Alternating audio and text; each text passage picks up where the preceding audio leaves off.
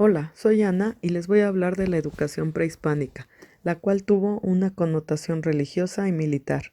Cada calpulli tenía templos y escuelas denominadas calmecac para los hijos de la nobleza, los sacerdotes y los grandes guerreros. También existía el tepochcali para los plebeyos. En el calmecac, la educación de ellos constaba principalmente en enseñarles astrología, a leer y escribir, matemáticas, tecnología, estrategias y a adorar a los dioses. Lo que a ellos se les enseñaba era superior a lo que aprendían en las otras escuelas, ya que estaban preparando a los futuros jefes de las tribus. Por su parte, en el templo escuela del Tepochcali, que era la institución para los plebeyos, se enseñaba a trabajar, gramática, el arte del combate, se les instruía para ser guerreros y para adorar a los dioses. Estas últimas dos eran las principales enseñanzas en esta institución. Buenos días, mi nombre es Verónica Galaviz, licenciatura de Psicopedagogía, sede Tlanepantla. Bueno, yo voy a hablar de la cultura prehispánica, más bien de su educación, y era para los alumnos del Calmecac, la disciplina era muy rigurosa.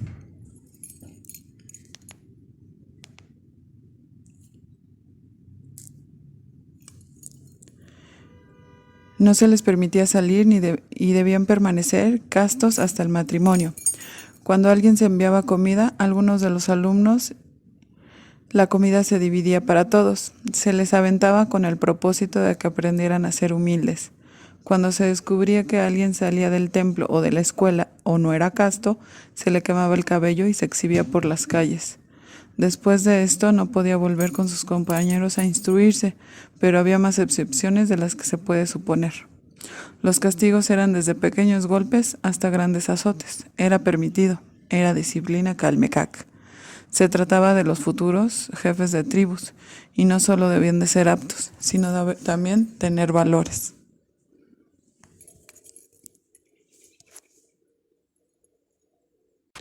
El combate era algo muy importante, y para ello llevaban una secuencia de preparación.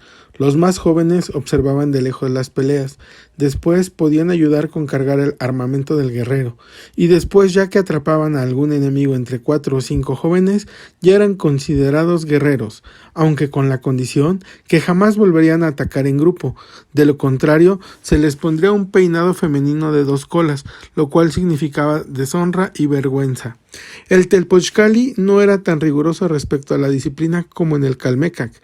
En el Telpochcali se les permitía salir frecuentemente del templo, ya que como eran hijos de plebeyos tenían que ayudar a sus padres en el trabajo del campo. Ellos podían dormir con una chica fuera del templo de vez en cuando. La única forma para salir del templo era solicitando licencia para el matrimonio. Muchos omitían esta solicitud, pero eran considerados una vergüenza ante la sociedad. El oficio que aprendían era el mismo que el de su padre y se transmitía de generación en generación. Tampoco eran rigurosos respecto a llegar castos al matrimonio. Por alguna razón, era una gran importancia en el Calmecac y en el Telpochcali era menos apreciado, aunque sí era en cierta medida importante. Narración por Francisco Díaz. Hola, me presento, mi nombre es Juan Manuel Carrón, yo les voy a hablar sobre la educación durante la colonia. Después del descubrimiento de América por Cristóbal Colón y de la conquista de Hernán Cortés, llegan a la Nueva España 12 misioneros franciscanos provenientes de España. Cuando estos misioneros establecen una de sus principales acciones a realizar es la educación. Primeramente quieren educar con la fe, ya que los indios tenían y hacían sacrificios para sus diversos dioses. Los indios son considerados paganos y pecadores. Es cuando los franciscanos empiezan un arduo trabajo para la educación y conversión de los indios a la fe. Solicitan a los jefes de las tribus hacerse cargo de la educación para sus hijos. Algunos aceptan sin pensarlo, otros desconfiados en lugar de sus hijos mandan a los hijos de los sirvientes, y ellos son quienes reciben esa educación. La educación que ofrecían los franciscanos no difiere mucho con lo que tenían los indios, ya que la educación también marcaba por la clase social y por género masculino y femenino. Soy Belén Cruz. Voy a hablar acerca de la educación en México durante el periodo del Porfiriato, 1877-1910. Podemos resaltar el desarrollo que se dio en México durante esta época. Con el auge del tren, se logró colocar a México como una potencia y presentar un rostro de prosperidad afrancesada. Durante esta época, algunas influencias educativas del momento fueron Pestalozzi, Froebel y Herbert, entre otros pedagogos. En 1905 se creó la Secretaría de Instrucción Pública. Con la llegada del intelectual y político Justo Sierra, se realizó la expansión a los diversos sectores sociales y se eleva la escolaridad. Se crea Bellas Artes. En 1910 se crea la UNAM, cuyo titular fue Justo Sierra. Aparecen los primeros jardines de niños, mientras que la educación primaria solo atendió a las clases medias urbanas y semiurbanas. Aparecen las preparatorias en casi todo el país y las escuelas normales, las cuales tenían la facultad de expedir títulos para la enseñanza. Sistema educativo en el periodo de Álvaro Obregón de 1920 a 1924. Durante el gobierno de Álvaro Obregón, el sistema educativo creó la Secretaría de Educación Pública con José Vasconcelos como secretario, considerado el creador de la nueva filosofía de la educación mexicana. Impulsó la educación rural, la educación secundaria, la educación técnica y la enseñanza industrial y comercial. Fue en ese periodo que nació el Instituto Técnico Industrial, antecesor del Politécnico Nacional. Promovió la alfabetización de la población adulta a través de las misiones culturales y fundó varias escuelas normales para profesores. La reforma educativa del gobierno cardenista. Durante el gobierno de Lázaro Cárdenas del Río 1934 a 1940, se puso en vigor la reforma educativa que implantó la educación socialista en México. Con base en las reformas que se hicieron en el artículo 3 constitucional, la educación, en este caso la primaria, quedaba abajo en el control único del Estado. El Estado tenía la autonomía para elaborar planes y programas de estudio y determinar los métodos de trabajo que se debían seguir en todas las escuelas primarias. El desarrollo del sistema educativo federal implicó el fortalecimiento de la SEP, que aumentó el número de maestros, inspectores y directores federales. En general, todo el periodo de Lázaro Cárdenas se puso mayor énfasis en las necesidades de la integración nacional y en las cuestiones pedagógicas, en las de orden político, en coordinación de la SEP y el STERM. Y en el Congreso de la Unión, el presidente se concentró en crear un sistema educativo unificado. Miguel Alemán Valdés, de 1936 a 1940. Se reformó el tercer artículo de la Constitución, se emprendieron campañas para contrarrestar el analfabetismo, se creó la Dirección General de Enseñanzas Normal, el Instituto Nacional de Pedagogía, el Instituto Nacional de Bellas Artes, Literatura y el Colegio Técnico de Educación Superior y Investigación Científica. También se inauguraron las primeras instalaciones de la ciudad universitaria, sede de la máxima casa de los estudios del país. Fue un gran impulsor de la cultura en México, apoyo y auspicia a grandes artistas en su momento, como fueron María Teresa Montoya, David Alfaro Siqueiros y Octavio Paz. Manuel Ávila Camacho, de 1940 a 1946. Fueron 3 objetivos del gobierno de Manuel Ávila Camacho. La eliminación de la coeducación. Revisa el tercer artículo constitucional que establecía la educación socialista. Unificar los programas de educación tanto rural como urbana, confirmando con ello el cambio de rumbo que empezaba a dar la política educativa gubernamental. Durante el gobierno de Adolfo Ruiz Cortines, que abarca de 1952 a 1958, la educación primaria y media se vieron impulsadas grandemente y de manera especial la universitaria. El gobierno equipó las instalaciones del Politécnico. La Universidad Nacional Autónoma de México inició los subsidios a las universidades de provincia. Asimismo, en el Instituto Nacional de Bellas Artes, INBA, se multiplicaron las actividades y se crearon institutos regionales. Posteriormente, durante el gobierno de Adolfo López Mateos, 1958 a 1964, se impulsó la educación pública, se estableció el libro de texto gratuito en las escuelas primarias y se mejoró la alimentación infantil al establecer los desayunos para los educandos. Durante el gobierno de Adolfo López Mateos se reformaron los planes y programas de estudios de las escuelas normales de preescolar y primarias. Asimismo, formuló el plan para el mejoramiento y la expansión de la educación en México, conocido como Plan de 11 años. Mi nombre es Fernanda García y les voy a hablar de Gustavo Díaz Ordaz y de Luis Echeverría Álvarez. La educación durante el gobierno de Gustavo Díaz Ordaz fue de 1964 a 1970. Decía que la enseñanza debía estar a cargo del Estado y se crea la Escuela Nacional de Maestros, con el objetivo de forjar docentes capacitados. La educación en la secundaria se impartía mediante la televisión. En 1968 surgió el término telesecundaria. En 1965 surge la alfabetización por medio de la televisión.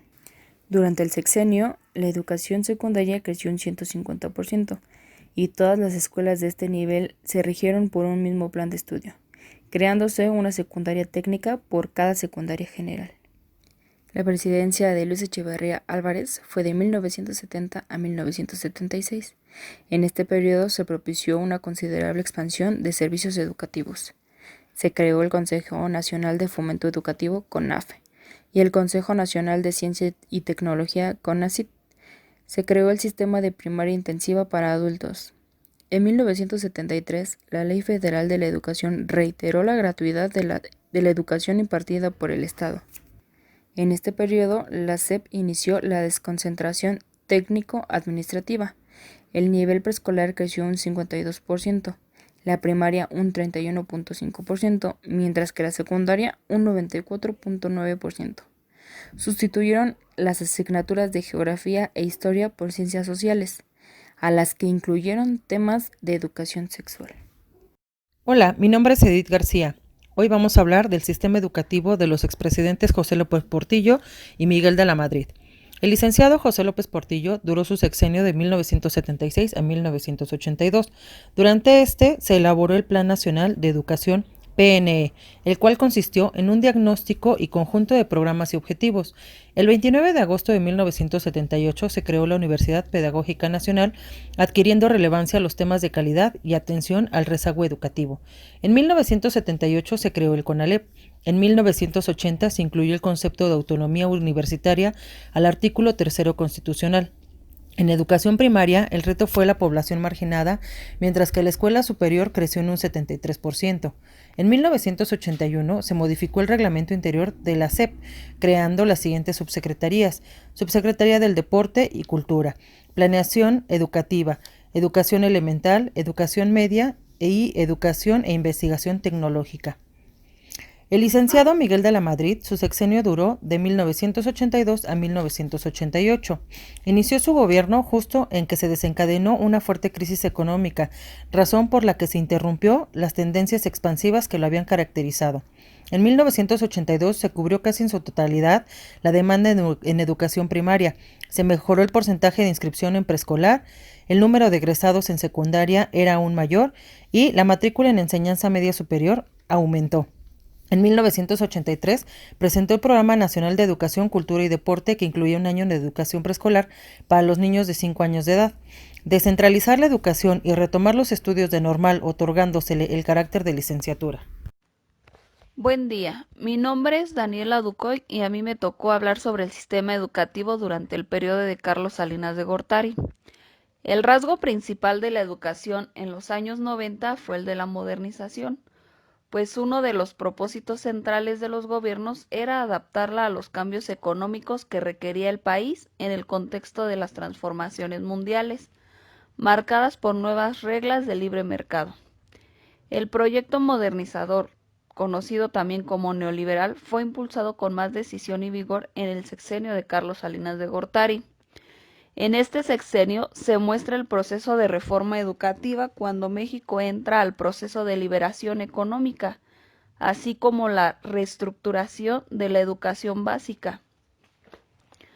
Para modernizar la educación, el gobierno de Carlos Salinas presentó una consulta nacional, misma que estuvo organizada por el Consejo Nacional Técnico de la Educación. La reforma educativa tuvo como metas fortalecer la participación, mejorar la calidad de la educación y adecuar la distribución de la función educativa a los requerimientos de su modernización.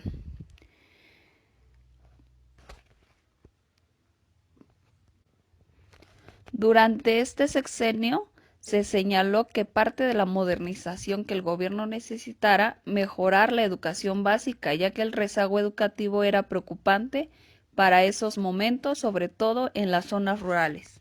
La educación durante el gobierno de Ernesto Zedillo Ponce de León. Presentado por Susana Alicia Loera Fuentes. Durante el gobierno de Ernesto se impulsó el Programa Nacional para la Actualización Permanente de los Maestros de Educación Básica en el servicio. También el programa para abatir el rezago en educación inicial y básica. También se implementó el Programa Nacional de Carrera Magisterial y el Sistema Nacional de Educación Educativa.